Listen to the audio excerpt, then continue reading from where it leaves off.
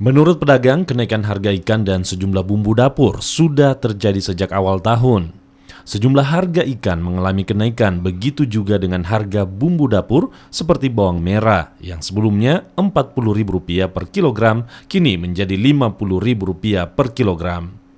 Sementara bawang putih yang sebelumnya Rp40.000 per kilogram, kini menjadi Rp45.000 per kilogram.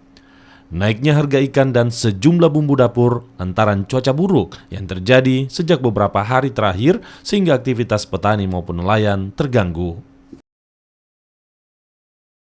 Bawang merah, bawang putih, jagung, lombok. Kalau harga bawang merah berapa Bu sekarang?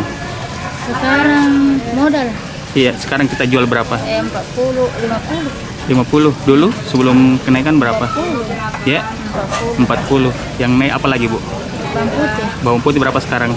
Sekarang bawang putih 40, 45. Dulu 40 juga. 40. Itu apa semua? Itu ikan apa yang naik Pak? Dari ikan kecil sampai ikan besar. Iya. Sekarang harganya berapa? Ikan apa tuh? Ikan yang naik harganya? Ikan mairo semua naik. Kakap. Itu harganya berapa sekarang? Ikan kakap naik 350 satu keranjang. Kakap merah. Dulu Biasa 275. 75. Selain itu apa lagi Pak?